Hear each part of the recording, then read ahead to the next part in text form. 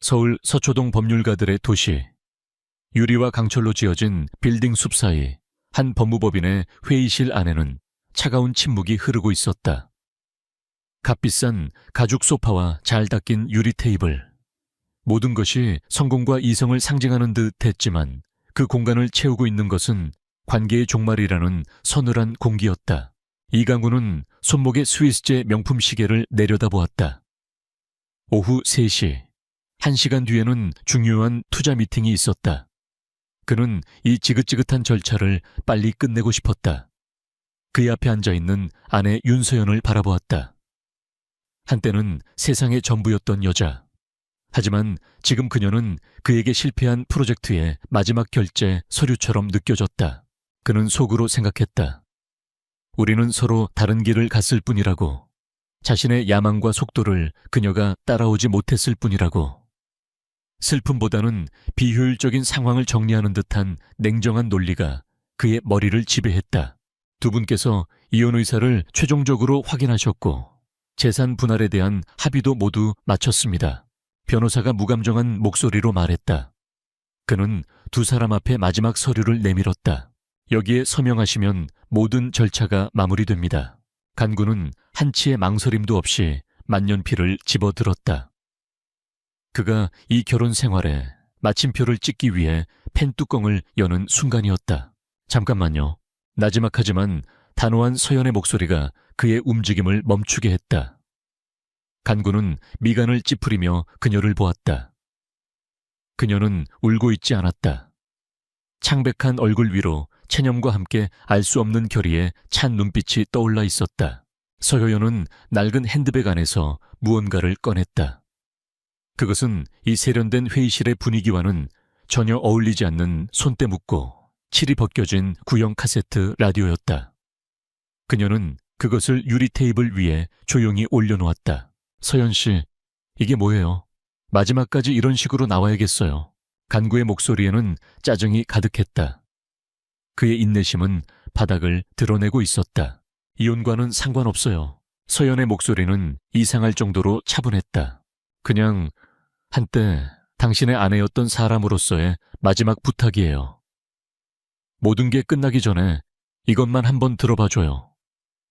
그 후에는 당신을 다시는 붙잡지 않을게요. 간구는 어이가 없었다. 이 상황에 낡은 녹음기라니. 그는 거절하고 당장 서명을 해버리고 싶었다. 하지만 그녀의 눈 속 깊은 곳에 담긴 슬픔인지 연민인지 모를 감정이 그의 손을 붙잡았다. 그는 이 모든 것을 가장 빠르고 깨끗하게 끝내고 싶었다. 그는 차갑게 결심했다. 이깟 녹음기 하나가 자신의 결심을 바꿀 수는 없다는 것을 보여주리라. 그는 서연의 제안을 무시하듯 먼저 서류를 자신의 앞으로 끌어당겼다. 그리고 망설임 없는 필체로 자신의 이름 이강우 3글자를 휘갈겨 썼다. 펜촉이 종이를 긁는 소리가 회의실 안을 날카롭게 울렸다. 그는 서명이 끝난 서류를 변호사 앞으로 밀어냈다. 됐어요. 이제 만족해요. 그는 서연을 쳐다보지도 않고 말했다. 그리고 테이블 위에 놓인 낡은 녹음기를 거칠게 집어들었다. 그는 더 이상 아무 말도 없이 자리에서 일어나 회의실을 나갔다. 문이 닫히는 순간 그는 홀로 남겨진 서연의 모습을 보지 않으려 애썼다. 빌딩을 빠져나와 차가운 도시의 공기를 마셨을 때 간구는 마침내 모든 것이 끝났다는 해방감을 느꼈다. 하지만 그의 손에 들린 낡은 녹음기는 이상하리만치 무겁게 느껴졌다. 마치 지난 5년 동안 그가 애써 외면해왔던 모든 것의 무게가 그 작은 플라스틱 조각 안에 응축되어 있는 것 같았다. 이간구는 한강이 내려다 보이는 자신의 펜트하우스로 돌아왔다. 최고급 자재로 마감된 텅 빈 공간. 모든 것이 완벽하게 정돈되어 있었지만 온기는 전혀 느껴지지 않았다. 그곳은 집이 아니라 성공이라는 이름의 거대한 쇼룸 같았다. 그는 자유를 자축하기 위해 값비싼 위스키를 잔에 따랐다. 하지만 위스키는 그의 혀끝에서 재처럼 썼다. 해방감이 아닌 거대한 공허함이 그를 덮쳤다. 그때 대리석 아일랜드 식탁 위에 놓인 낡은 녹음기가 눈에 들어왔다. 그의 미니멀하고 현대적인 아파트 안에서 그 물건은 흉물스러운 이물질처럼 보였다. 그는 피식 웃으며 그것을 집어들었다. 당장 쓰레기통에 던져버릴 생각이었다. 하지만 그의 손이 멈칫했다. 마지막 순간에 보았던 윤서연의 그 슬프고도 단호했던 눈빛이 떠올랐다. 에이스 귀장께 그는 어차피 버릴 거 마지막으로 한번 드러나 보자는 심정으로 소파에 몸을 던졌다. 그는 낡은 재생 버튼을 짜증스럽게 눌렀다. 치익 하는 낡은 테이프 소리가 잠시 흐르더니 이내 그의 세상 전체를 무너뜨릴 목소리가 흘러나왔다. 간구야, 내 아들. 따뜻하고 익숙한 하지만 너무나도 그리웠던 아버지의 목소리였다. 간구의 손에서 위스키 잔이 떨어졌다. 쨍그랑하는 소리와 함께 잔이 바닥에서 산산조각 났지만 그는 아무것도 느낄 수 없었다. 그의 모든 신경은 오직 녹음기에서 흘러나오는 목소리에만 집중되어 있었다. 불가능했다. 아버지는 5년 전 심장마비로 돌아가셨다. 이것은 잔인한 장난이거나 아주 오래된 녹음 일터였다. 하지만 아버지의 목소리는 이어졌다. 네가 이 녹음을 듣고 있다면 아마 아주 오랜 시간이 흐른 뒤겠구나. 아비는 이미 이 세상 사람이 아니겠지. 오늘 날짜는 2020년 5월 12일. 내가 세상에서 사라지기 바로 전날 밤이다. 강구의 온몸이 굳어졌다. 이것은 장난이 아니었다. 아버지의 마지막 음성이었다. 아버지의 목소리는 후회와 고통으로 가득 차 있었다. 그는 자신의 사업 파트너들 태산건설의 박태준 회장 일당에 대한 이야기를 털어놓았다. 그들이 주요 건설 프로젝트에서 값싼 불량 자재를 쓰고 거대한 비자금을 조성한 사실을 알게 되었다고 했다. 내가 그들을 막으려 했을 때 그놈들은 나를 협박했다. 나를 해치겠다는 게 아니었어. 바로 너를 내 아들 강구를 가만두지 않겠다고 하더구나. 내 앞길이 창창한데 불의의 사고라도 당하면 어쩌겠냐면서 말이다. 아버지의 목소리가 떨렸다. 간구야, 나는 너를 지켜야만 했다. 그래서 그들과 거래를 했다. 내가 약간의 재무 비리를 뒤집어쓰고 심장마비로 조용히 사라져주는 대가로 그들은 너를 절대 건드리지 않겠다고 약속했다. 나는 너를 위해 내 이름과 인생을 버린 거다. 간구의 눈에서 뜨거운 눈물이 쏟아져 내렸다.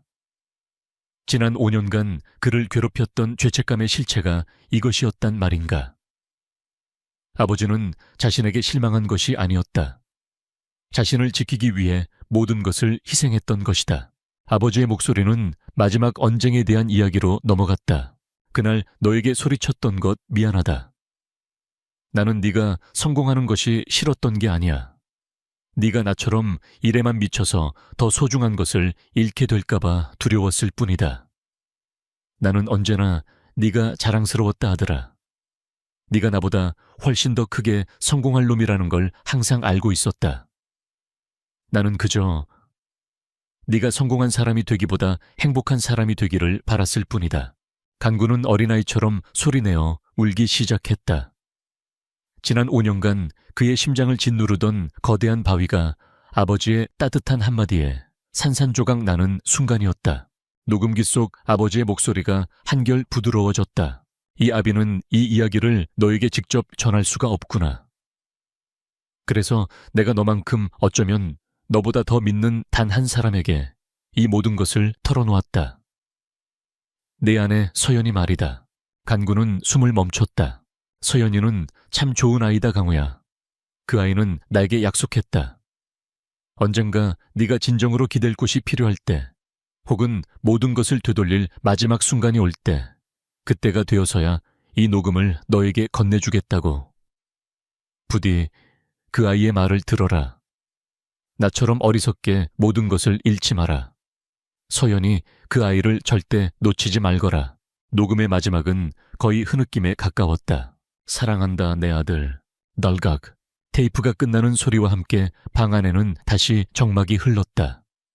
바닥에 쏟아진 위스키와 유리 조각들 사이로 간구는 무너져 내렸다. 지난 5년간 그가 성공이라는 이름으로 쌓아 올렸던 모든 것들, 그의 차가운 이성과 단단했던 자존심의 성벽이 한순간에 폐허가 되었다. 그는 죽은 아버지를 위해 우는 것이 아니었다.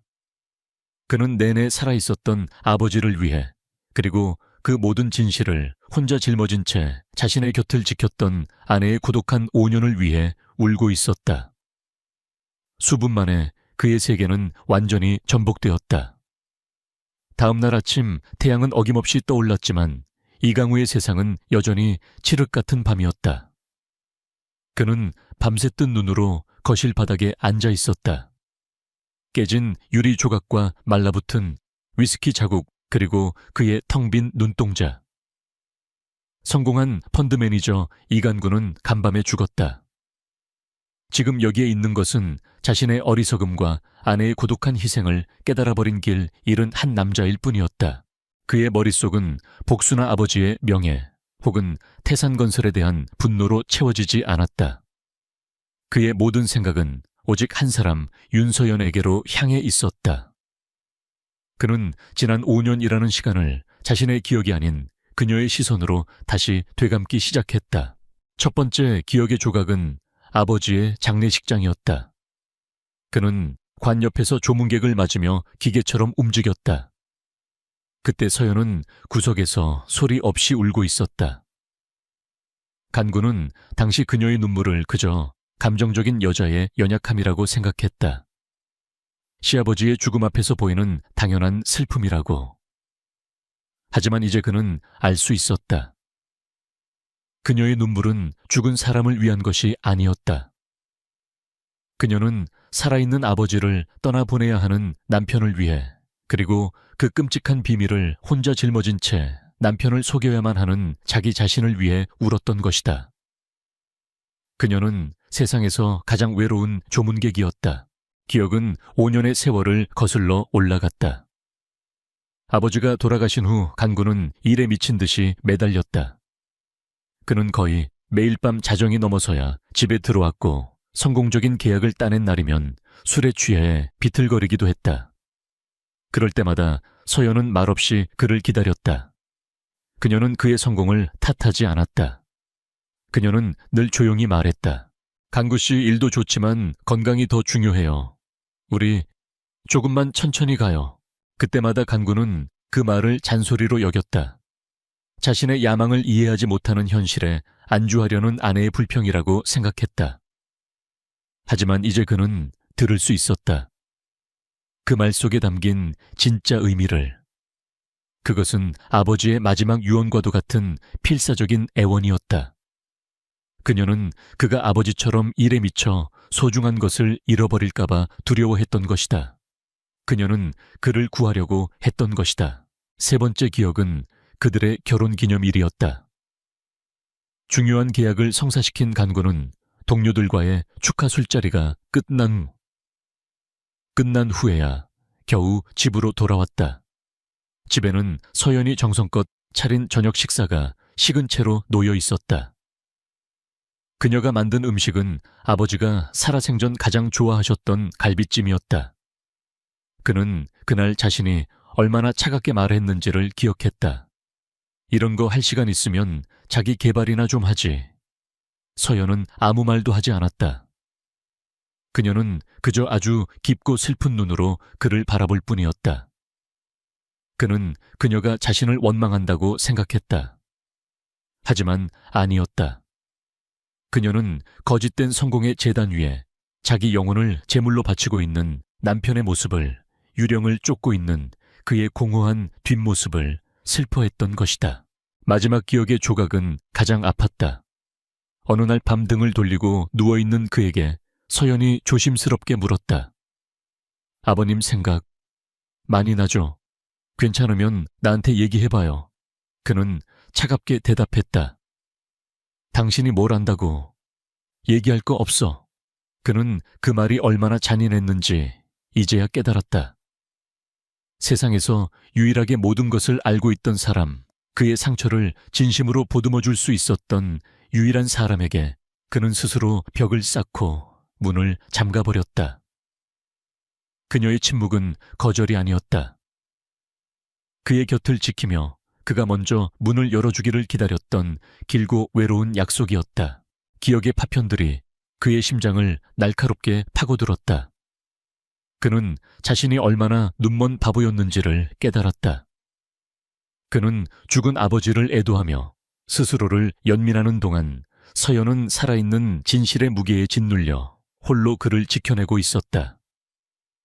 그가 유리와 강철로 성공의 제국을 쌓아 올리는 동안 그녀는 그들의 부서진 삶의 조각들을 필사적으로 끌어모으고 있었다. 이유는 그들이 서로에게서 멀어졌기 때문이 아니었다. 그것은 오직 그가 이강우라는 남자가 철저하게 눈이 멀어 있었기 때문이었다. 그는 자리에서 벌떡 일어났다. 절망과 희망이 뒤섞인 새로운 에너지가 그의 온몸을 휘감았다. 그는 서연을 찾아야만 했다. 용서를 구하기 위해서가 아니었다. 그는 아직 용서를 구할 자격조차 없었다. 그는 그저 그녀를 만나야 했다. 그리고 그녀의 이야기를 들어야 했다. 그가 외면했던 그녀의 고통스러웠던 5년의 침묵에 대해 간구는 자신의 차키를 집어들고 현관문을 향해 달려갔다. 그는 자신이 성공의 증거라 믿었던 차갑고 호화로운 감옥을 뒤로하고 뛰쳐나갔다. 그의 인생에서 가장 중요하고 절박한 새로운 미션이 막 시작된 것이었다. 이강우의 첫 번째 행동은 윤서연을 찾는 것이었다. 그는 자신이 그녀에게 저지른 5년의 세월을, 아니 평생을 사죄해도 부족할 것임을 알았다. 그는 그들이 함께 살던 이제는 기술적으로 자신의 소유가 된 텅 빈 아파트로 달려갔다. 하지만 그곳에는 차가운 공기만이 남아 있었다. 그녀의 모든 짐은 이미 사라진 후였다.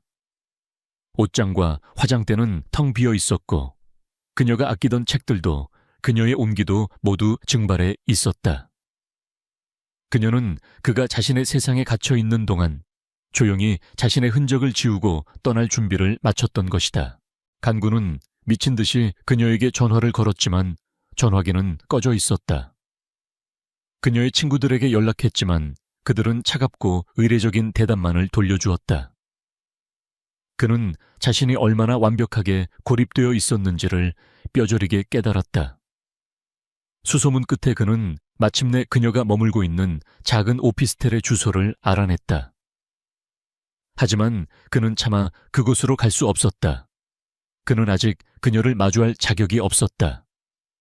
아버지의 명예를 되찾고 과거의 그림자를 걷어내기 전까지는 그는 아버지의 유언을 먼저 해결해야만 했다.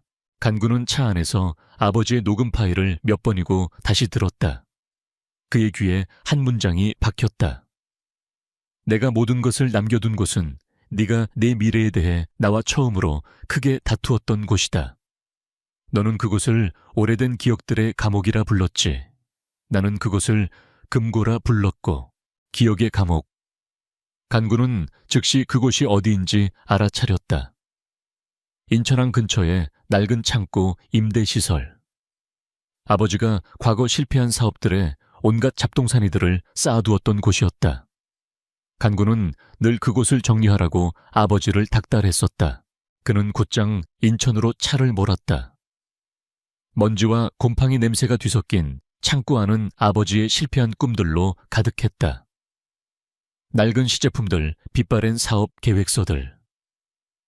예전 같았으면 그저 쓸모없는 쓰레기라고 생각했을 물건들이었지만 지금 그의 눈에는 아들의 미래를 위해 고군분투했던 아버지의 외로운 전투 기록처럼 보였다.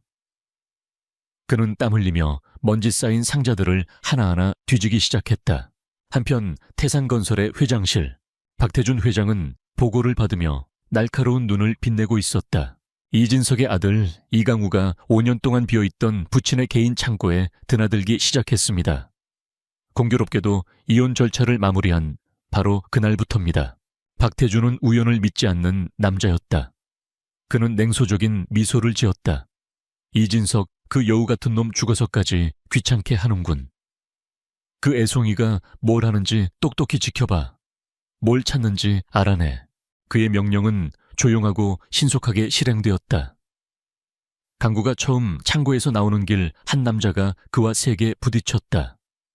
남자는 연신 허리를 숙여 사과했다.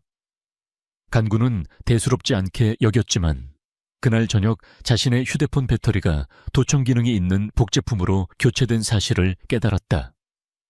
등골이 서늘해졌다. 과거의 그림자가 그를 지켜보고 있었다. 간구는 물러서지 않았다. 그는 이제 자신이 가장 잘하는 무기를 사용하기 시작했다. 그는 펀드 매니저로서의 자신의 모든 능력과 인맥을 동원해 태상건설의 재무구조를 분석하기 시작했다. 그는 밤늦게까지 사무실에 남아 태상건설의 재무제표와 공시자료들을 파고들었다. 그리고 마침내 조세 피난처에 설립된 사업 목적이 불분명한 몇 개의 유령 회사들을 발견했다. 박태준은 간구가 단순한 감정적인 아들이 아니라 유능하고 위협적인 적수임을 깨달았다. 그는 압박의 수위를 높였다. 다음 날 간구가 공들여 진행하던 수백억 원짜리 투자 계약이 예측 불가능한 시장 상황을 이유로 갑자기 무산되었다. 그의 가장 큰 고객이 등을 돌렸다. 간구는 그것이 박태준이 보내는 경고임을 알았다. 그들은 그가 무언가를 찾아내기 전에 사회적으로 그를 고립시키고 파멸시키려 하고 있었다. 압박이 거세질수록 간구의 의지는 더욱 강해졌다. 그는 다시 창고로 향했다. 그는 이번에는 낡은 기계 장비들을 부수기 시작했다. 그리고 마침내 낡은 압착기계의 텅 빈 내부 공간에서 방수 처리된 작은 금속 케이스를 발견했다. 케이스와 안에는 태상건설의 불법 비자금 내역과 원자재 비리가 상세히 기록된 비밀 장부, 그리고 박태준의 서명이 빠진 원본 이면 계약서들이 들어있었다. 아버지의 마지막 무기였다.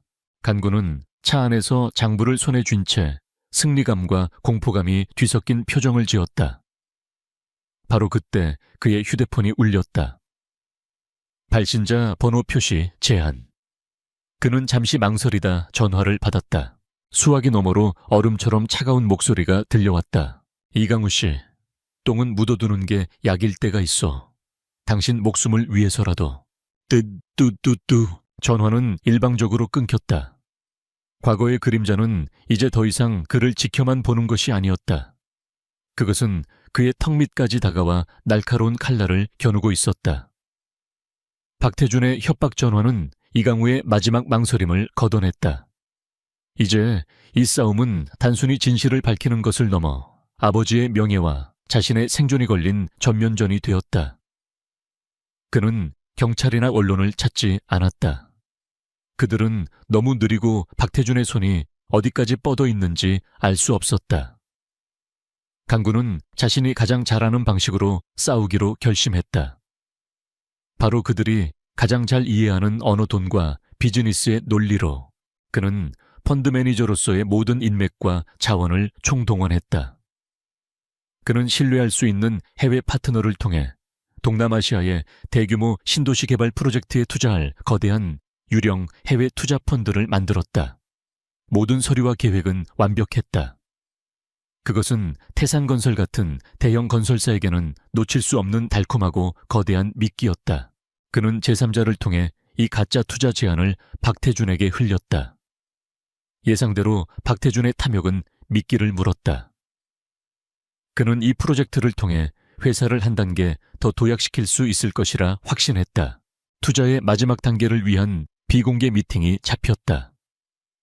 간구는 미팅 장소로 자신이 미리 준비해둔 보안이 완벽한 최고급 호텔의 펜트하우스 스위트룸을 지정했다. 모든 판은 짜였다. 약속된 시간. 박태준은 자신의 핵심 공범들과 함께 의기양양하게 스위트룸으로 들어섰다. 그들은 거대한 계약을 성사시킬 기대감에 부풀어 있었다. 하지만 그들을 맞이한 것은 해외 펀드 매니저가 아닌 소파에 홀로 앉아있는 이강구였다. 이게 무슨 짓이지? 박태준의 얼굴에서 미소가 사라졌다. 그는 상황을 파악하고는 이내 경멸적인 웃음을 지었다. 고작 이런 유치한 장난을 치려고 이 난리를 피웠나 애송이. 간구는 동요하지 않았다. 그는 자리에서 일어나 그들 앞에 대형 스크린을 켰다. 미래에 대한 투자를 논하기 전에 과거의 부실 채무부터 검토하는 게 순서일 것 같아서요. 박태준 회장님, 그의 목소리는 차분했지만 그 안에는 강철 같은 냉정함이 담겨 있었다. 스크린 위로 아버지의 창고에서 발견한 비밀 장부의 페이지들이 한 장 한 장 나타나기 시작했다. 간구는 고발하거나 소리치지 않았다. 그는 마치 기업 실사를 보고하듯 담담하게 그들의 죄를 읊어나갔다. 이것은 태상건설이 지난 10년간 조성한 비자금 내역입니다. 그리고 이것은 주요 아파트 단지 건설에 사용된 불량 철근의 납품 기록이고요. 이것은 그로 인해 당신들이 얻은 부당 이익과 그 돈이 흘러들어간 당신들의 해외 페이퍼 컴퍼니 목록입니다. 그는 기업 분석 보고서를 발표하는 것처럼 그들의 범죄가 드러날 경우 예상되는 법적 처벌과 회사의 주가 폭락 시나리오, 그리고 그들이 평생 쌓아 올린 명예가 한순간에 무너질 것임을 데이터에 근거하여 설명했다. 회의실 안의 공기가 얼어붙었다. 박태준을 비롯한 임원들의 얼굴이 하얗게 질려갔다. 간구는 마지막 페이지를 띄웠다. 꼈다. 저희 아버지는 당신들의 이 거대한 범죄를 덮기 위해 작은 금융비리에 오명을 쓰고 사라지셨습니다. 이제 당신들이 아버지의 명예를 되찾아줄 차례입니다. 그는 복수나 돈을 요구하지 않았다. 그는 그들에게 선택지를 주었다. 2가지 길이 있습니다. 첫째, 당신들은 기자회견을 열어 비자금 조성과 재무비리에 대해 자백하고 고 이진석 사장이 사실은 내부 고발자였으나 당신들의 협박에 의해 침묵할 수밖에 없었다고 발표하십시오. 그리고 모든 직위에서 물러나십시오.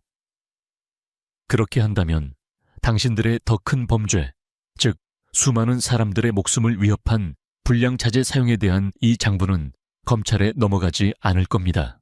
그는 잠시 말을 멈췄다. 둘째, 거부하십시오. 그럼 이 모든 자료는 내일 아침 모든 언론사와 검찰에 동시에 넘어갈 겁니다. 선택은 당신들의 몫입니다. 완벽한 체크메이트였다.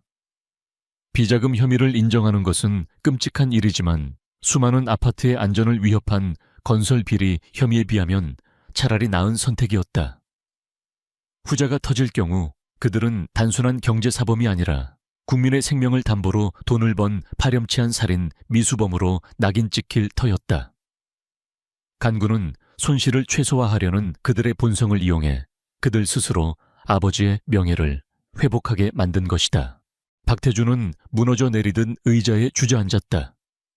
그의 얼굴에는 분노와 절망 그리고 체념이 뒤섞여 있었다. 그는 떨리는 손으로 휴대폰을 들어 법무팀에 전화를 걸었다. 그의 항복이었다. 간구는 그 모습을 말없이 지켜보았다. 그는 승리했다. 그는 단지 그들을 폭로하는 것을 넘어 그들 자신의 입으로 아버지의 누명을 벗기게 만들었다. 그는 스위트룸을 걸어 나왔다.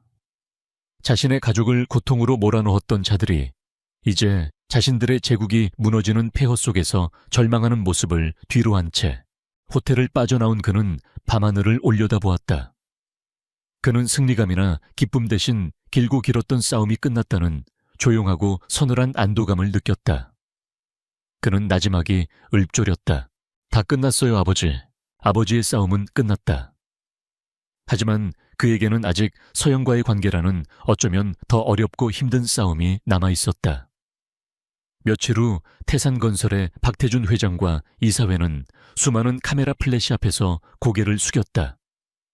그들은 이강우의 레시피대로 그룹의 비자금 조성과 재무 비리에 대해 자백했다. 그리고 구 이진석 사장이 사실은 내부 고발자였으나 자신들의 압력에 의해 희생되었다는 사실을 시인했다. 대한민국은 다시 한번 재벌가의 추악한 스캔들로 들끓었다. 태상건설의 주가는 폭락했고 박태준 일가는 경영 일선에서 모두 물러나 검찰의 조사를 받게 되었다. 아버지의 이름에 씌워졌던 5년의 누명은 그렇게 벗겨졌다. 이간구는 자신의 펜트하우스에서 텔레비전으로 그 모든 광경을 지켜보았다. 그의 마음속에는 통쾌함이나 승리감 대신 무겁고 서늘한 안도감만이 자리했다. 아버지의 전쟁은 끝났다. 다음 날 그는 자신이 다니던 투자회사에 사직서를 제출했다. 그의 상사는 경력의 정점에 있는 그를 이해할 수 없다는 듯 만류했다. 이봐, 이강우. 지금 자네가 이룬 성과가 얼만데 왜 갑자기 그만두려는 건가? 간구는 창밖을 보며 덤덤하게 대답했다. 제가 잃어버린 것을 찾으러 가야겠습니다. 그동안 감사했습니다. 그는 자신이 지난 몇 년간 목숨처럼 여겼던 성공돈, 그리고 명예의 세계를 미련 없이 걸어 나왔다. 그는 이제 자신이 가야 할 곳을 정확히 알고 있었다. 그는 수소문 끝에 알아낸 윤서연의 작은 오피스텔 앞에 섰다. 박태준 회장을 마주했을 때보다 심장이 더 거세게 뛰었다. 무슨 말을 해야 할까? 어떤 표정을 지어야 할까? 그는 아무것도 알 수 없었다. 그는 그저 그녀를 만나야만 했다. 그가 초인종을 눌렀다. 잠시 후 문이 열리고 서연이 나타났다. 그녀는 법률 사무소에서 보았던 창백하고 지친 모습이 아니었다. 혼자만의 시간을 보내며 그녀는 조금씩 자신의 삶을 되찾고 있는 듯 보였다. 그녀는 간구의 등장에 놀랐지만 적대감을 드러내지는 않았다. 간구는 문 앞에 서서 차마 안으로 들어가지도 못한 채 입을 열었다. 서연 씨, 미안해요. 그의 목소리는 미세하게 떨리고 있었다. 내가 다 잘못했어요. 당신이 혼자서 그 모든 비밀을 짊어지고 있을 때 나는 내 슬픔에만 갇혀 당신을 보지 못했어요. 당신의 고통을 외면했어요. 당신의 침묵이 얼마나 무거운 것이었는지 이제야 깨달았어요. 정말 미안합니다. 그는 변명하지 않았다.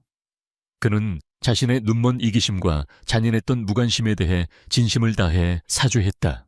서연은 아무 말 없이 그를 바라보았다. 그녀의 눈가에 서서히 눈물이 차올랐다. 그것은 원망의 눈물이 아니었다. 그녀가 사랑했던 남자가 길고 길었던 5년의 어둠 속에서 마침내 자기 자신을 찾아 돌아온 것에 대한 안도의 눈물이었다. 그녀는 문을 닫는 대신 조용히 말했다. 근처에 조용한 찻집이 있었죠. 두 사람은 오피스텔 근처의 작은 찻집 창가 자리에 마주 앉았다. 어색한 침묵이 흘렀다. 간구는 이혼을 취소해달라고 다시 시작하자고 말하지 않았다. 그는 그럴 자격이 없음을 알았다. 대신 그는 지난 5년간 단 한 번도 하지 않았던 질문을 진심을 담아 건넸다. 얘기해줘요. 당신의 지난 5년은 어땠는지 이제는 내가 듣고 싶어요. 그 순간 두 사람을 가로막고 있던 투명한 벽이 허물어지기 시작했다. 서연은 잠시 창밖을 바라보았다. 그리고 천천히, 아주 천천히 자신의 이야기를 시작했다. 아버님의 마지막 부탁을 받았던 날의 이야기, 남편의 고통을 곁에서 지켜봐야만 했던 아픔, 그리고 홀로 모든 것을 감내해야 했던 외로움에 대해 간구는 아무 말 없이 오직 그녀의 이야기에만 귀를 기울였다. 그는 비로소 알게 되었다. 진정한 승리는 적을 무너뜨리는 것이 아니라 사랑하는 사람의 이야기를 진심으로 들어주는 것에서 시작된다는 것을. 그들의 미래가 어떻게 될지는 아무도 알 수 없었다. 그들은 다시 부부가 될 수도 혹은 각자의 길을 가게 될 수도 있었다. 하지만 중요한 것은 그것이 아니었다. 중요한 것은 그들의 길고 길었던 침묵이 끝나고 마침내 첫 번째 진짜 대화가 시작되었다는 사실이었다. 찻집의 따스한 조명 아래 두 사람은 오랫동안 이야기를 나누었다. 그것은 이강우의 인생에서 가장 의미 있고 소중한 거래이자 가장 성공적인 협상이었다. 한소우는 낡고 해진 정장 차림으로 눈앞에 우뚝 솟은 SJ그룹 본사 건물을 올려다보았다. 거대한 유리와 강철로 이루어진 건물은 마치 그녀가 감히 넘볼 수 없는 거대한 장벽처럼 느껴졌다. 손에 땀을 쥐며 꽉 쥔 가방 속에는 한 달을 꼬박 준비한 자기소개서와 이력서가 구겨져 있었다. 그녀는 오늘 이 회사에 기필코 합격해야만 했다. 병상에 누워있는 여동생의 병원비, 그리고 매달 쌓여가는 생활비는 그녀의 어깨를 짓누르는 거대한 짐이었다. 그녀에게 이 면접은 단순한 취업의 기회가 아닌 한 줄기 빛과 같았다. 그녀는 자신의 인생이 오늘 이 순간에 달려있다고 생각했다. 숨을 깊게 들이쉬고 떨리는 마음을 진정시킨 후 소우는 건물 안으로 들어섰다. 웅장한 로비는 그녀를 압도했다. 고급스러운 대리석 바닥과 천장까지 닿는 높은 기둥들은 그녀가 살아온 세상과는 너무나도 다른 공간이었다. 안내 데스크를 찾아 면접 장소를 물으려던 찰나 그녀의 눈에 낯선 표지판이 들어왔다. CEO 배우자 선정 면접장. 그녀는 순간 당황했지만 곧 자신의 착각이라고 생각했다.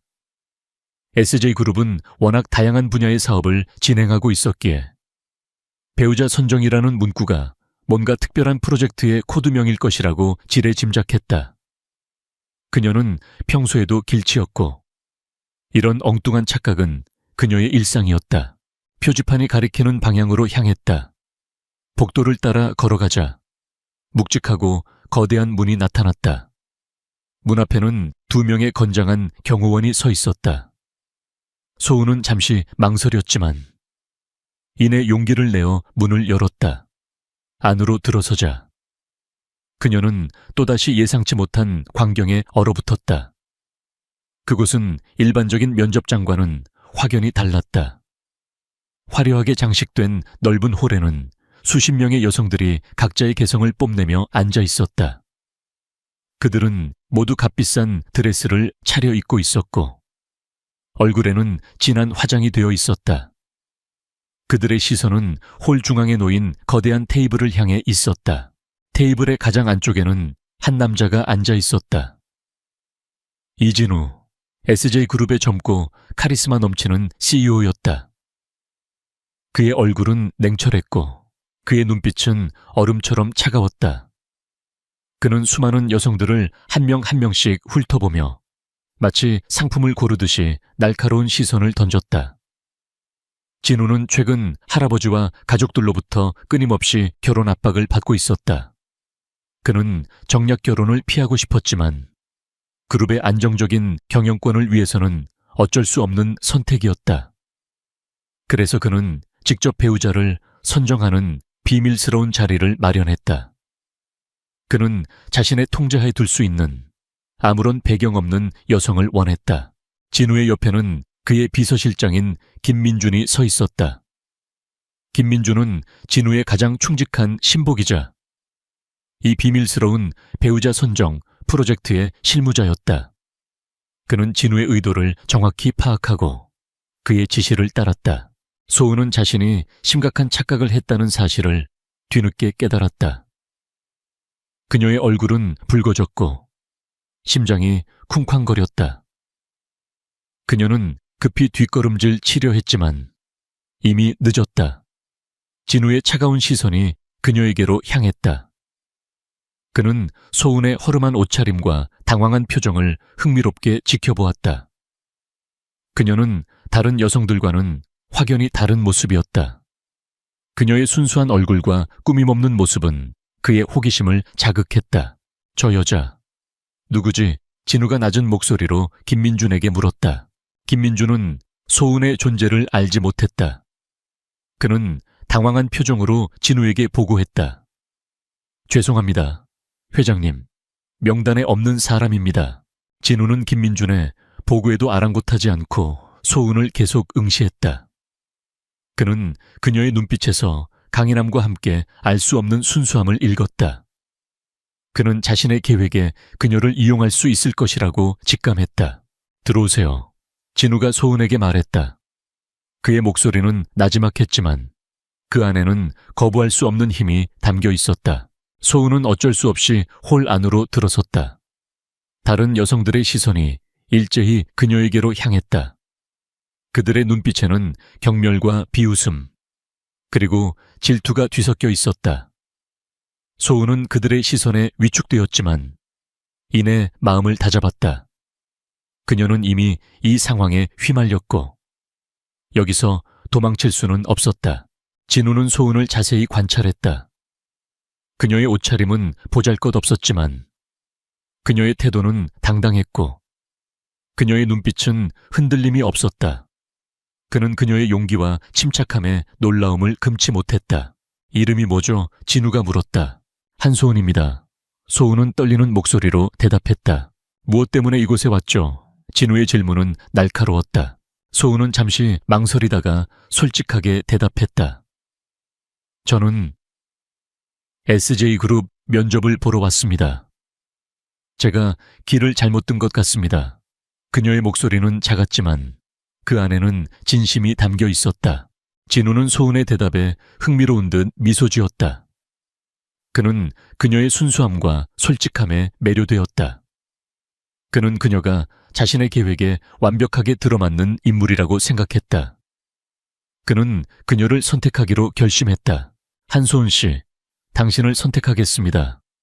진우가 단호하게 말했다. 그의 목소리는 홀 전체에 울려 퍼졌고 다른 여성들의 얼굴은 경악으로 물들었다. 그들은 소은의 허름한 옷차림과 평범한 외모에 비웃음을 던졌지만 진우의 선택에 아무런 말도 할 수 없었다. 소은은 진우의 말에 충격을 받았다. 그녀는 자신이 지금 꿈을 꾸고 있는 것은 아닌지 의심했다. 그녀는 그가 왜 자신을 선택했는지 이해할 수 없었다. 그녀는 그의 눈빛에서 알 수 없는 의도를 읽었지만 이 모든 상황을 거부할 수 없었다. 그녀는 그에게서 어마어마한 권력과 함께 위험한 기운을 느꼈다. 진우는 소은에게 다가와 손을 내밀었다. 그의 손은 차갑고 단단했다. 한소은 씨, 저와 결혼해 주십시오.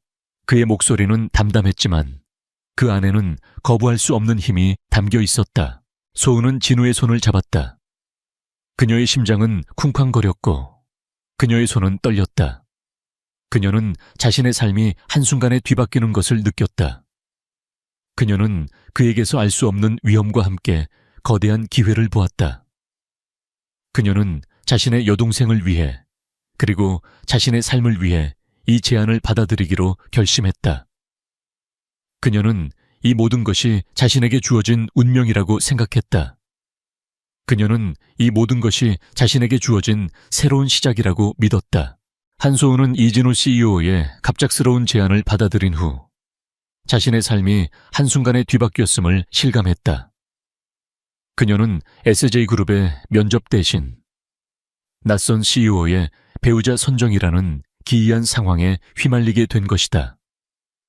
그녀는 자신의 선택이 옳은 것인지 끊임없이 자문했지만 병상에 있는 여동생 한지은의 모습이 그녀의 마음을 더욱 단단하게 만들었다. 지은은 어린 시절부터 심장이 약했고 매달 막대한 병원비와 약값이 소은의 어깨를 짓눌렀다. 이 결혼은 그녀에게 지은을 살릴 유일한 희망이었다. 며칠 후 소은은 진우가 준비한 최고급 리무진을 타고 그의 대저택으로 향했다. 대저택은 마치 동화 속 궁전처럼 웅장하고 아름다웠다. 정교하게 다듬어진 정원에는 희귀한 꽃들이 만개해 있었고 거대한 분수대에서는 물줄기가 시원하게 뿜어져 나왔다. 저택 내부는 더욱 화려했다. 고풍스러운 가구들과 값비싼 예술 작품들이 곳곳에 자리하고 있었고 천장에는 거대한 샹들리에가 눈부시게 빛났다. 소은은 이런 호화로운 환경이 낯설고 어색했다. 그녀는 마치 다른 세상에 온 듯한 기분이었다. 저택에는 수십 명의 하인들이 분주하게 움직이고 있었다. 그들은 소은을 사모님이라 부르며 극진히 대했지만 그들의 눈빛에는 알 수 없는 경계심과 의문이 서려 있었다. 소은은 그들의 시선에 위축되었지만 이내 마음을 다잡았다. 그녀는 이곳에서 자신의 역할을 충실히 해내야만 했다. 진우는 소은을 자신의 서재로 불렀다. 서재는 웅장하면서도 고요했다. 벽면에는 수많은 책들이 빼곡히 꽂혀 있었고 창밖으로는 저택의 아름다운 정원이 한눈에 들어왔다. 진우는 책상에 앉아 차가운 눈빛으로 소은을 바라보았다. 한소은 씨, 이곳은 이제 당신의 집이 될 겁니다. 하지만 명심하십시오. 이 결혼은 계약일 뿐입니다. 우리는 형식적인 부부관계를 유지할 것이며 당신은 저의 지시에 따라야 합니다. 진우의 목소리는 냉정하고 단호했다. 당신에게 필요한 모든 지원을 아끼지 않을 것이지만 저의 사생활에 침범하거나 저의 권위에 도전하는 일은 절대 용납하지 않을 겁니다. 소은은 진우의 말을 들으며 심장이 차갑게 식는 것을 느꼈다. 그녀는 이 결혼이 단순히 비즈니스적인 계약이라는 것을 알고 있었지만 그의 냉정한 태도에 상처를 받았다. 그녀는 고개를 끄덕였다. 알겠습니다, 회장님. 저는 회장님의 지시에 따르겠습니다. 그리고 저는 회장님의 사생활에 침범하지 않을 것입니다. 그녀의 목소리는 떨렸지만 그녀의 눈빛은 흔들림이 없었다. 진우는 소은의 단호한 태도에 묘한 흥미를 느꼈다. 그는 그녀가 자신의 예상보다 훨씬 더 강하고 독립적인 여성이라는 것을 깨달았다. 그는 그녀의 눈빛에서 순수함과 함께 강인한 의지를 읽었다. 그는 그녀에게 더 많은 것을 알아가고 싶다는 생각이 들었다. 그날부터 소은은 진우의 계약 아내로서의 삶을 시작했다. 그녀는 매일 아침 일찍 일어나 진우의 아침 식사를 준비했고 그의 옷을 다림질하거나 서재를 정리하는 등 그의 비서 역할을 자처했다. 그녀는 그에게 필요한 모든 것을 섬세하게 챙겼지만 동시에 그와의 거리를 유지하며 그의 사생활에 침범하지 않았다. 그녀는 그에게 그림자처럼 존재했지만 그녀의 존재는 진우의 삶에 알 수 없는 변화를 가져왔다. 진우는 소은의 이런 행동들을 조용히 지켜보았다.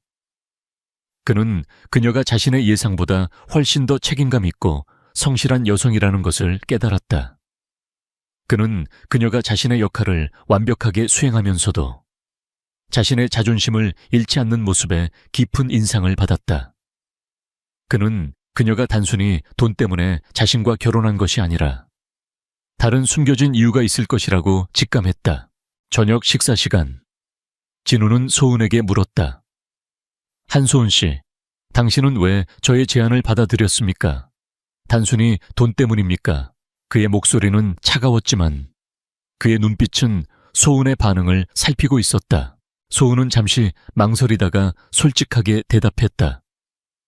저는 돈이 필요했습니다. 하지만 그것이 전부는 아닙니다. 저는 저의 삶을 바꾸고 싶었습니다. 그리고 저에게는 꼭 지켜야 할 사람이 있습니다. 그녀의 목소리는 떨렸지만 그 안에는 진심이 담겨 있었다.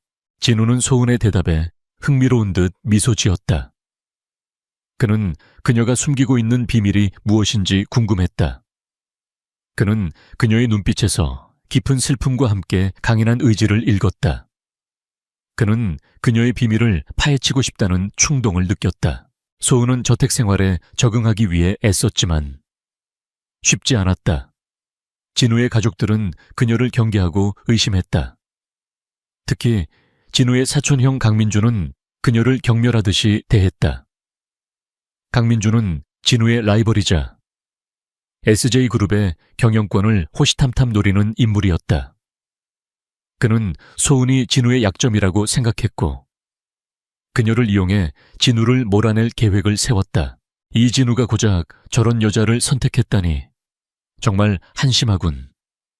강민준이 소은을 비웃듯이 말했다. 그의 눈빛은 소은을 향한 경멸감으로 가득했다. 너 같은 천한 것이 감히 SJ그룹의 안주인 자리를 넘보다니. 어림도 없어. 나는 네가 이진우의 옆에 있는 것을 절대로 용납하지 않을 거야. 소은은 강민준의 비아냥거림에도 꿋꿋하게 고개를 들었다. 그녀는 그에게서 위협적인 기운을 느꼈지만 동시에 그가 진우의 적이라는 것을 직감했다. 그녀는 진우를 보호하고 자신의 자리를 지키기 위해 강민준에게 맞서 싸우기로 결심했다. 어느 날 강민준은 소은에게 값비싼 보석을 선물하며 그녀를 유혹하려 했다. 그는 소은이 돈에 약한 여자라고 생각했다. 한소은 씨, 이 보석은 당신에게 매우 잘 어울릴 겁니다. 이진우는 당신에게 이런 것을 사주지 않겠죠. 저와 손을 잡으면. 당신은 이보다 훨씬 더 많은 것을 얻을 수 있을 겁니다. 강민준이 소은의 손을 잡으며 말했다. 그의 눈빛은 교활하게 번뜩였다. 소은은 강민준의 손을 뿌리치고 단호하게 말했다. 강민준 씨, 저는 당신이 생각하는 그런 여자가 아닙니다. 저는 회장님의 아내이며 회장님을 배신하지 않을 겁니다. 그러니 이 보석을 가지고 가세요. 그녀의 목소리는 차가웠고 그녀의 눈빛은 강민준을 향한 경멸감으로 가득했다. 강민준은 소은의 단호한 태도에 놀라움을 금치 못했다.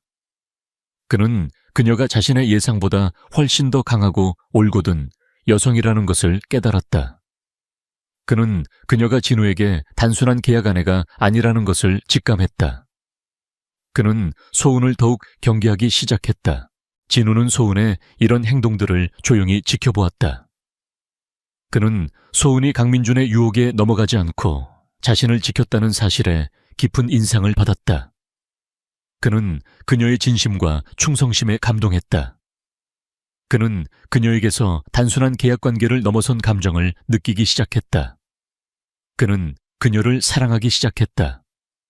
그리고 그는 그녀에게 자신의 모든 것을 말해주고 싶다는 충동을 느꼈다. 그의 마음속에 있던 차가운 벽이 서서히 허물어지고 있었다. 한소은은 SJ그룹의 호화로운 저택에서 계약 아내로서의 삶을 이어갔다. 비록 겉으로는 평온해 보였지만 그녀의 내면은 끊임없이 요동치고 있었다. 그녀는 이진우 CEO의 차갑고 비밀스러운 태도에 익숙해졌지만 동시에 그에게서 느껴지는 알 수 없는 따뜻함과 배려에 혼란스러워했다.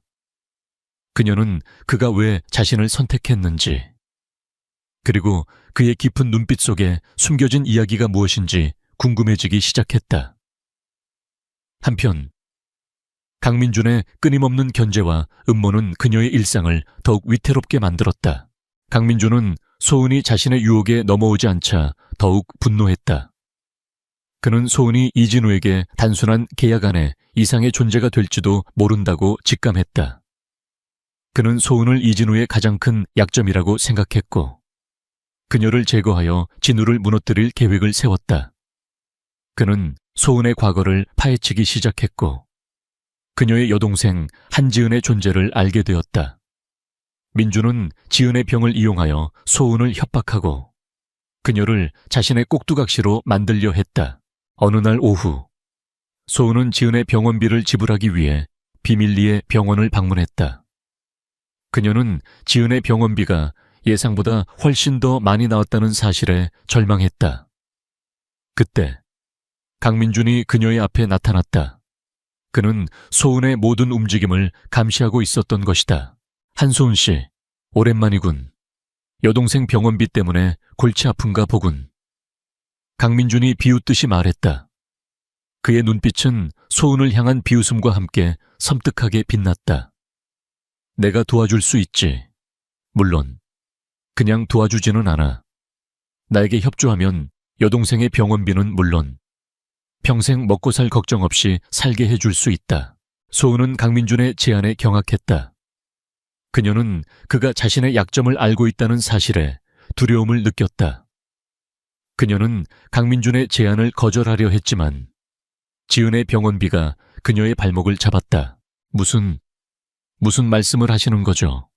소은은 떨리는 목소리로 물었다. 강민준은 소은의 나약한 모습을 즐기듯이 미소 지었다. 간단해. 이진우의 모든 움직임을 내게 보고하는 거야. 그가 누구를 만나고 어떤 사업을 추진하는지, 그리고 결정적인 순간에 이진우를 배신하면 된다. 그러면 모든 것이 해결될 거야. 소은은 강민준의 제안에 분노했다. 그녀는 이진우를 배신할 수 없었다. 비록 계약 결혼이었지만 진우는 그녀에게 따뜻함을 주었고 그녀는 그에게서 알 수 없는 안정감을 느끼고 있었다. 그녀는 그의 옆에서 자신도 모르게 그를 사랑하게 된 것이다. 그녀는 강민준의 제안을 단호하게 거절했다. 절대 안 됩니다. 저는 회장님을 배신하지 않을 겁니다.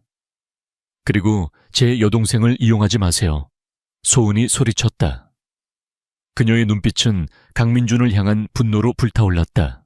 강민준은 소은의 단호한 태도에 놀라움을 금치 못했다. 그는 그녀가 자신의 예상보다 훨씬 더 강하고 올곧은 여성이라는 것을 깨달았다. 그는 소은을 더욱 경계하기 시작했다. 그는 소은에게 마지막 경고를 날렸다. 후회하게 될 거야.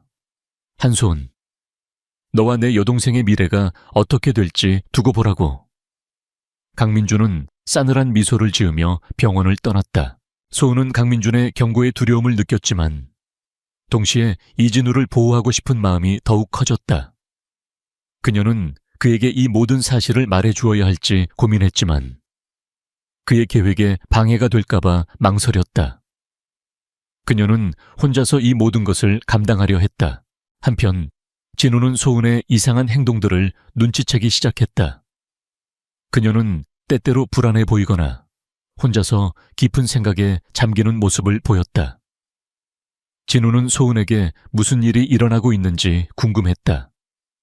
그는 그녀에게서 알 수 없는 슬픔을 읽었고 그녀를 보호하고 싶은 충동을 느꼈다. 그는 소은의 주변을 은밀하게 감시하기 시작했다. 진우는 김민준 비서에게 소은의 과거와 그녀의 가족에 대해 조사하라고 지시했다. 김민준 비서는 진우의 지시를 받아 소은의 모든 것을 낱낱이 파헤쳤다. 그는 소은의 여동생 지은이 심장병을 앓고 있으며 소은이 지은의 병원비를 마련하기 위해 고군분투하고 있다는 사실을 알게 되었다. 그는 또한 강민준이 소은에게 접근하여 그녀를 협박하려 했다는 사실도 알아냈다. 회장님, 한소은 씨의 여동생은 심각한 심장병을 앓고 있습니다. 그리고 강민준 상무가 한소은 씨에게 접근하여 회장님을 배신하도록 종용했습니다. 김민준 비서가 진우에게 보고했다. 그의 얼굴에는 안타까움과 분노가 뒤섞여 있었다. 진우는 김민준 비서의 보고를 들으며 주먹을 꽉 쥐었다. 그의 얼굴은 분노로 일그러져 있었다. 그는 강민준의 비열함에 치를 떨었다. 동시에 그는 소은이 혼자서 얼마나 힘든 싸움을 하고 있었을지 생각하며 마음 아파했다. 그는 소은을 보호하고 강민준에게 복수하기로 결심했다. 그는 더 이상 자신의 감정을 숨기지 않기로 했다. 그날 밤 진우는 소은을 자신의 서재로 불렀다. 서재 안에는 정적이 흘렀다. 진우는 소은의 앞에 앉아 그녀의 눈을 똑바로 바라보았다. 그의 눈빛은 더 이상 차갑지 않았다. 그 안에는 따뜻함과 걱정이 담겨 있었다. 한소은 씨, 당신에게 모든 것을 말해줄 때가 왔습니다. 진우가 낮은 목소리로 말했다. 당신의 여동생에 대해 알고 있습니다. 그리고 강민준이 당신에게 접근하여 당신을 협박했다는 사실도 알고 있습니다. 소은은 진우의 말에 놀라움을 금치 못했다. 그녀는 그가 자신의 비밀을 알고 있다는 사실에 당황했다. 그녀는 눈물을 흘리며 진우에게 모든 것을 고백했다. 그녀는 지은의 병, 자신의 절박함, 그리고 강민준의 협박에 대해 이야기했다. 그녀는 자신이 얼마나 두려웠는지, 그리고 얼마나 외로웠는지 이야기했다. 진우는 소은의 눈물을 닦아주며 그녀를 따뜻하게 안아주었다. 그의 품은 따뜻했고 그의 손길은 부드러웠다. 미안해요. 한소은 씨, 당신을 힘들게 해서 미안합니다. 더 이상 혼자 힘들어하지 마세요. 이제 제가 당신과 당신의 여동생을 지켜줄 겁니다. 그의 목소리는 진심으로 가득했다. 소은은 진우의 품에 안겨 흐느꼈다. 그녀는 그에게서 진정한 위로와 안정감을 느꼈다. 그녀는 그가 자신의 편이라는 사실에 안도했다. 그녀는 그를 믿고 모든 것을 맡길 수 있을 것이라고 생각했다. 그들의 관계는 단순한 계약 관계를 넘어섰다. 그들은 이제 서로에게 가장 든든한 동반자가 되었다. 진우는 소은에게 강민준의 음모를 폭로하고 그를 SJ그룹에서 완전히 몰아낼 계획을 설명했다. 그는 소은의 협조를 구했고 소은은 기꺼이 그를 돕겠다고 말했다. 그들은 함께 강민준의 모든 비리를 파헤치고 그의 죄를 만천해 폭로하기 위한 치밀한 계획을 세우기 시작했다. 그들의 싸움은 이제 막 시작되었을 뿐이었다. 하지만 그들은 더 이상 혼자가 아니었다. 그들은 서로를 믿고 의지하며 모든 어려움을 함께 이겨낼 준비가 되어 있었다. 이진우는 한소은의 여동생, 한지은의 존재와 강민준의 비열한 협박을 알게 된 후 더 이상 자신의 감정을 숨기지 않았다. 그의 마음속에 피어난 소은에 대한 사랑은 그를 더욱 단호하고 냉철하게 만들었다.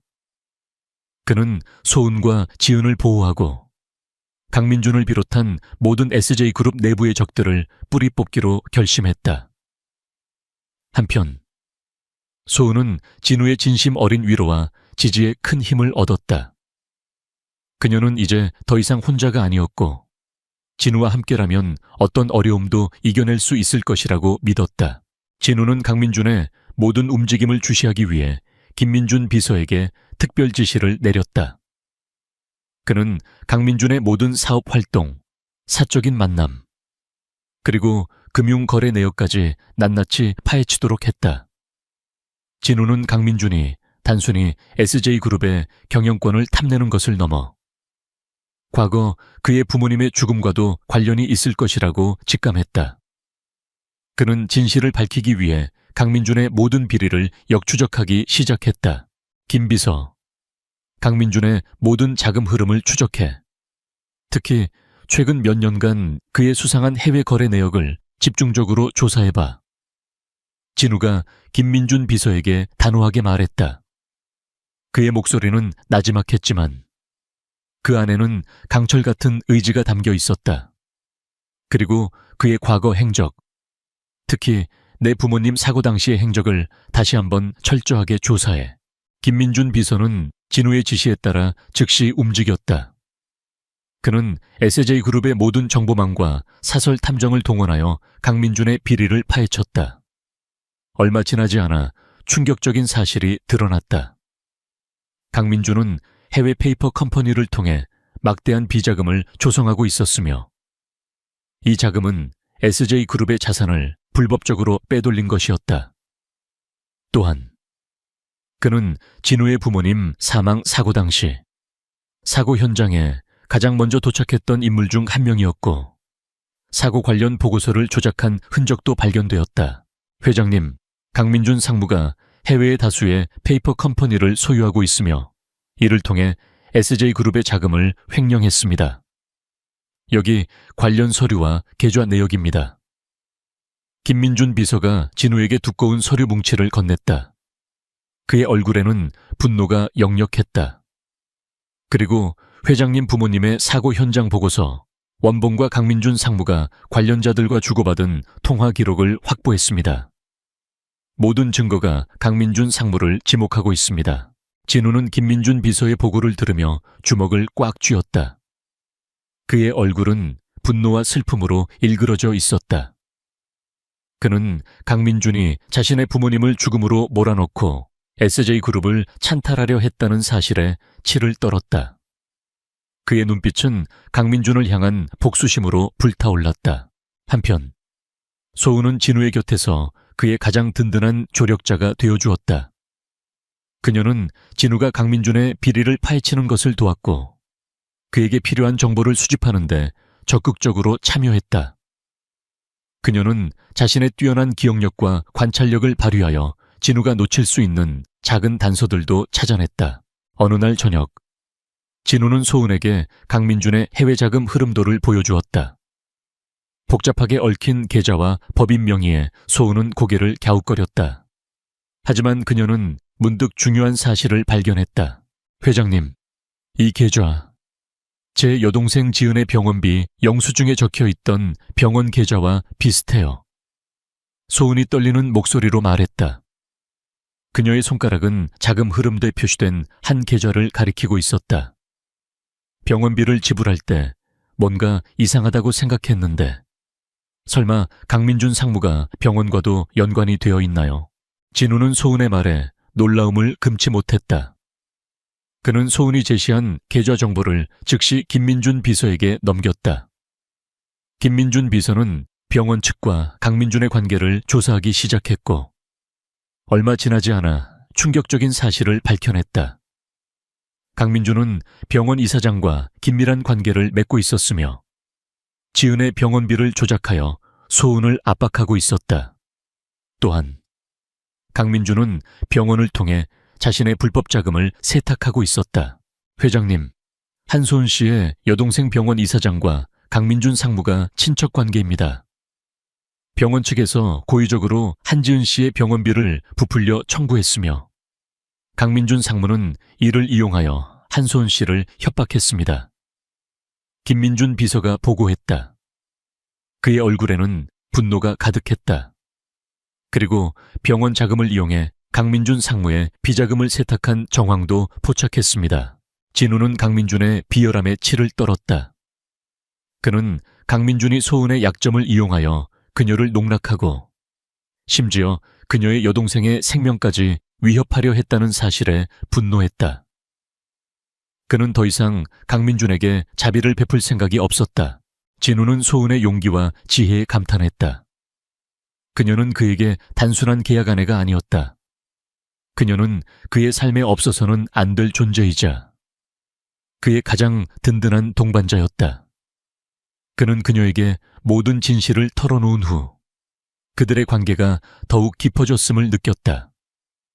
그들은 이제 서로에게 모든 것을 믿고 의지할 수 있는 진정한 부부가 되었다. 강민주는 자신의 비리가 드러날 위기에 처하자 초조해지기 시작했다. 그는 진우와 소은의 관계가 심상치 않다는 것을 직감했다. 그는 소은이 진우에게 모든 것을 말했을 것이라고 짐작했지만 증거가 없었기에 함부로 움직일 수 없었다. 그는 자신의 비리를 숨기고 진우를 몰아내기 위해 마지막 계략을 꾸몄다. 그는 SJ그룹의 주주총회를 소집하여 진우를 해임하고 자신이 총수 자리에 오르려 했다. 이진우는 SJ그룹을 이끌 자격이 없습니다. 그는 비전문적이며 그의 경영 방식은 그룹을 위기로 몰아넣고 있습니다. 저는 이사회의 지지를 받아 그를 해임하고 제가 새로운 총수가 될 것입니다. 강민주는 언론 앞에서 진우를 비난하며 자신의 야망을 드러냈다. 소은은 강민준의 도발에 분노했지만 진우는 침착함을 잃지 않았다. 그는 강민준의 계략을 예측하고 있었다. 그는 소은의 손을 잡고 그녀를 안심시켰다. 두려워하지 마세요. 소은 씨, 강민준은 자신의 무덤을 스스로 파는 겁니다. 우리가 그에게 모든 죄에 대한 대가를 치르게 할 것입니다.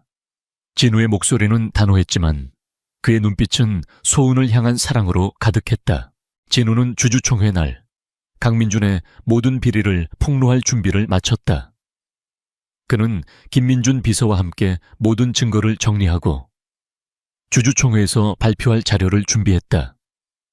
소은은 진우의 곁에서 그를 도왔고 그의 긴장감을 풀어주었다. 그녀는 그에게 힘이 되어 주었고 그를 믿고 응원했다. 주주총회 날 아침 진우는 소은의 손을 잡고 SJ그룹 본사로 향했다. 그들의 얼굴에는 결연한 의지가 서려 있었다. 그들은 이제 더 이상 과거의 그림자에 갇혀 살지 않았다. 그들은 함께 미래를 향해 나아갈 준비가 되어 있었다. 강민준과의 마지막 대결이 임박했다. 주주총회 날 아침 이진우와 한소은은 SJ그룹 본사로 향하는 차 안에서 마지막 준비를 하고 있었다. 차 안에는 팽팽한 긴장감이 흘렀지만 그들의 손은 서로를 꽉 잡고 있었다.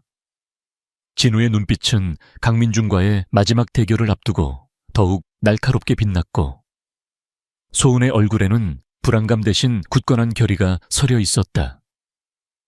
그녀는 진우의 곁에서 그를 지지하고 그의 복수가 성공할 수 있도록 모든 것을 걸 준비가 되어 있었다.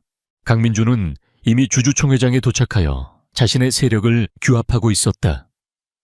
그는 주주들에게 진우가 SJ그룹을 위기로 몰아넣고 있으며 자신이 새로운 총수가 되어 그룹을 구할 것이라고 설득했다. 그의 목소리에는 자신감이 넘쳤지만 그의 눈빛은 불안하게 흔들리고 있었다. 그는 진우가 어떤 방역을 할지 알 수 없었기에 최대한 빠르게 주주들의 지지를 얻어내려 했다. 그의 신복들은 주주총회장 곳곳에 배치되어 진우의 움직임을 감시하고 있었다. 회장님, 준비는 끝났습니다. 강민준 상무는 이미 주주들을 선동하고 있습니다. 김민준 비서가 진우에게 보고했다. 그의 얼굴에는 결의가 가득했다. 우리는 강민준 상무의 모든 비리를 폭로할 준비가 되어 있습니다. 진우는 김민준 비서의 보고를 들으며 고개를 끄덕였다. 좋아. 이제 강민준이 저지른 모든 죄를 만천에 드러낼 때가 왔다. 그의 목소리는 차분했지만 그 안에는 강철 같은 의지가 담겨 있었다. 주주총회는 정각에 시작되었다. 강태호와 마찬가지로 강민준 역시 주주총회 의장석에 앉아 있었다. 그는 자신감 넘치는 표정으로 진우를 바라보았다. 진우는 소은의 옆에 앉아 침착하게 강민준의 연설을 듣고 있었다. 소은은 진우의 손을 꽉 잡고 그에게 힘을 실어주었다. 강민준은 마이크를 잡고 진우를 비난하는 연설을 시작했다. 그는 진우의 경영 능력을 비판하고 그가 그룹의 이익보다는 개인적인 감정에 치우쳐 경영을 하고 있다고 주장했다. 그의 연설은 교묘하게 사실을 왜곡하고 거짓 정보를 흘려 진우의 이미지를 실추시키려 했다. 존경하는 주주 여러분, 저는 오늘 이 자리에서 SJ그룹의 미래를 위해 중대한 결정을 내려야 한다고 생각합니다. 이진우 회장은 최근 그룹의 주요 사업에서 실패를 거듭했으며 그의 독단적인 경영 방식은 그룹을 위기로 몰아넣고 있습니다. 강민준의 목소리는 카랑카랑하게 울려 퍼졌다. 저는 이진우 회장을 해임하고 제가 새로운 총수로서 SJ그룹을 다시 일으켜 세울 것을 제안합니다. 강민준의 연설이 끝나자 주주들 사이에서는 술렁거림이 일었다. 일부 주주들은 강민준의 주장에 동조하는 듯 고개를 끄덕였고 다른 주주들은 불안한 표정으로 진우를 바라보았다. 강민준은 주주들의 반응에 만족스러운 듯 미소 지었다. 그는 자신이 승리할 것이라고 확신했다. 그때 진우는 자리에서 일어섰다. 그의 얼굴에는 더 이상 침착함만이 아닌 단호한 결의가 엿보였다. 그는 마이크를 잡고 강민준을 향해 똑바로 응시했다. 강민준 상무, 당신의 연설은 잘 들었습니다. 이제 제가 말씀드릴 차례군요. 그의 목소리는 나지막했지만 그 안에는 거부할 수 없는 힘이 담겨 있었다. 진우는 스크린에 강민준의 비리 증거들을 띄웠다. 해외 페이퍼 컴퍼니를 통한 자금 횡령 내역, 불법 계약서, 그리고 한지은의 병원비 조작 관련 증거들이 낱낱이 공개되었다. 회의실 안은 순식간에 정적에 휩싸였다. 주주들은 스크린에 비친 충격적인 증거들을 보고 경악했다. 강민준 상무는 지난 몇 년간 SJ그룹의 자산을 불법적으로 빼돌려 막대한 비자금을 조성했습니다. 여기 그 증거들이 있습니다. 진우의 목소리는 단호하고 명확했다. 또한 그는 제 부모님의 사망 사고와 관련하여 중요한 증거를 조작했으며 심지어는 제 아내 한소은 씨의 여동생의 병원비를 조작하여 제 아내를 협박했습니다.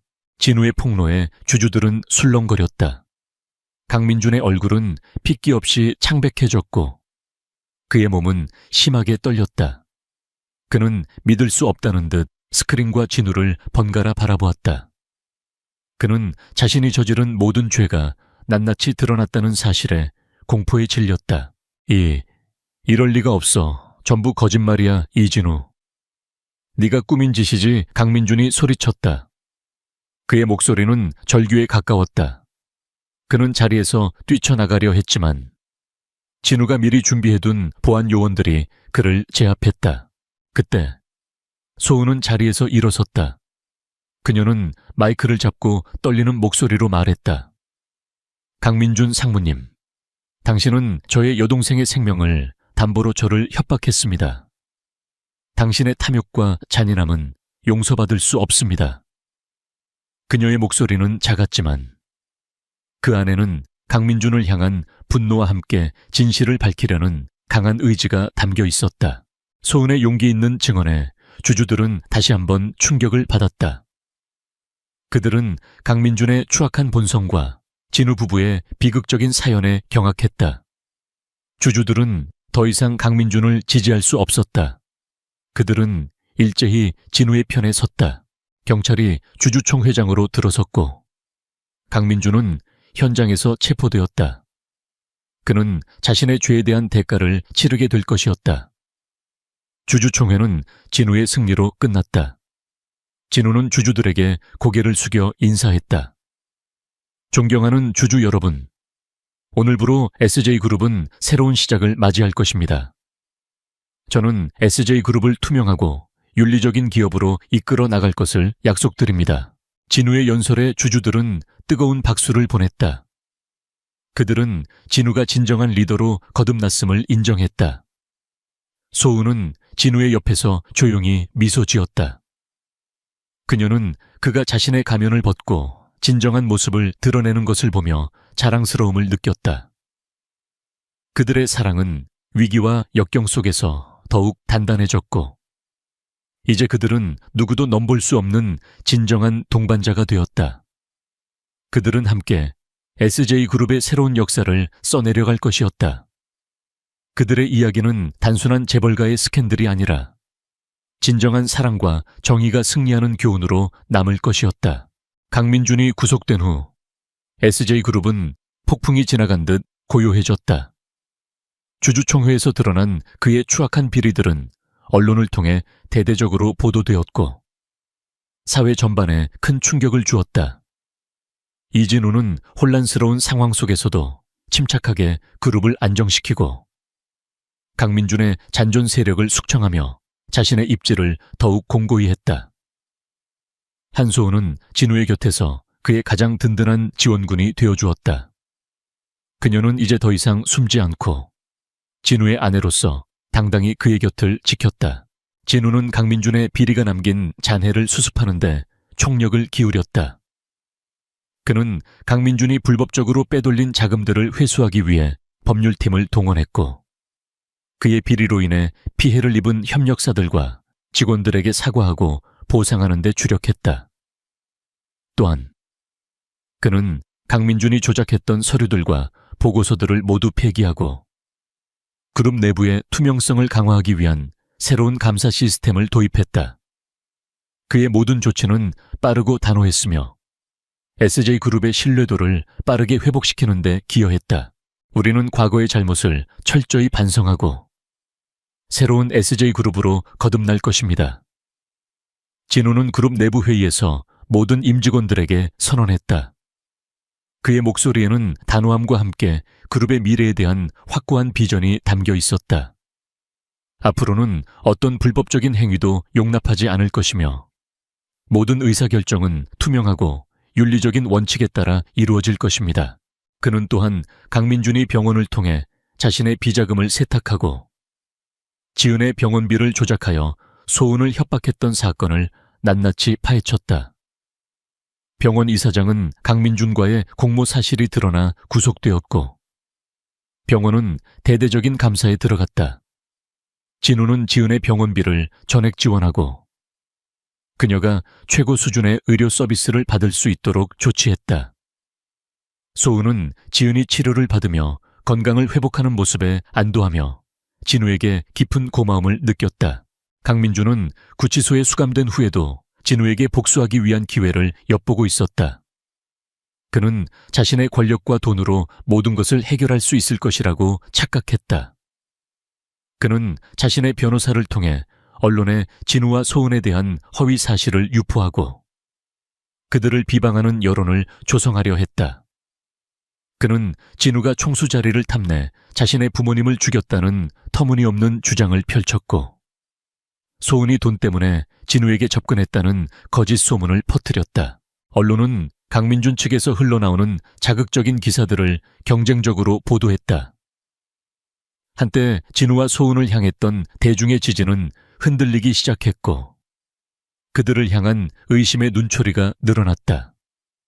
소은은 자신과 진우를 비방하는 기사들을 보며 상처받았지만 진우는 침착함을 잃지 않았다. 그는 강민준의 마지막 바라김을 직감했다. 소은 씨, 두려워하지 마세요. 강민준은 더 이상 우리를 해칠 수 없습니다. 그의 거짓말은 결국 진실 앞에서 무너질 것입니다. 진우가 소은의 손을 잡고 그녀를 안심시켰다. 그의 눈빛에는 변함없는 믿음과 사랑이 담겨 있었다. 진우는 강민준의 음모에 맞서기 위해 공개적인 기자회견을 열기로 결정했다. 그는 기자회견을 통해 강민준의 모든 거짓말을 반박하고 진실을 밝히기로 했다. 소은은 진우의 결정에 불안해했지만 그를 믿고 그의 곁에 서기로 했다. 그녀는 기자회견에 함께 참석하여 진실을 증언하기로 했다. 기자회견 당일 SJ그룹 본사 강당은 수많은 기자들로 북새통을 이루었다. 플래시 세례가 터지고 기자들의 질문 공세가 쏟아졌다. 진우는 단상에 올라 침착하게 마이크를 잡았다. 그의 옆에는 소은이 굳건하게 서 있었다. 그녀의 얼굴에는 긴장감이 역력했지만 그녀의 눈빛은 흔들림이 없었다. 오늘 이 자리에서 최근 불거진 모든 의혹에 대해 말씀드리고자 합니다. 진우의 목소리는 분명하고 단호했다.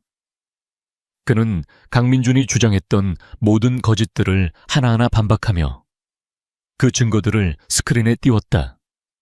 그는 강민준의 자금 횡령 내역, 불법 계약서, 그리고 부모님 사망 사고와 관련된 조작된 증거들을 낱낱이 공개했다. 강민준은 자신의 탐욕을 채우기 위해 저의 부모님을 죽음으로 몰아넣고 SJ그룹을 찬탈하려 했습니다. 그리고 제 아내 한소은 씨를 협박하고 그녀의 여동생의 생명까지 위협하려 했습니다. 진우의 목소리는 분노로 떨렸지만 그의 눈빛은 진실을 향한 확고한 의지를 보여주었다. 여기 모든 증거들이 있습니다. 그의 거짓말은 더 이상 통하지 않을 것입니다. 진우의 폭로에 기자들은 경악했다.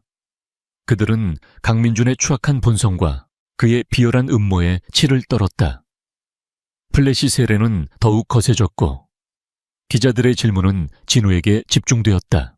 그때 소은은 마이크를 잡았다. 그녀의 목소리는 떨렸지만 그 안에는 강한 결의가 담겨 있었다. 저는 이진우 회장님의 아내 한소은입니다. 강민준 씨는 저의 여동생의 병을 이용하여 저를 협박했습니다. 저는 그가 시키는 대로 이진우 회장님을 배신해야만 했습니다. 하지만 저는 회장님을 믿고 그의 곁에서 진실을 밝히기로 결심했습니다.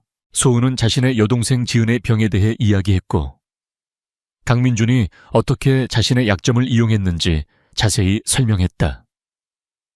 그녀는 진우가 어떻게 자신을 보호하고 지은을 치료해 주었는지 이야기하며 그에 대한 깊은 사랑과 신뢰를 표현했다. 그녀의 진심 어린 증언에 기자들은 숙연해졌다.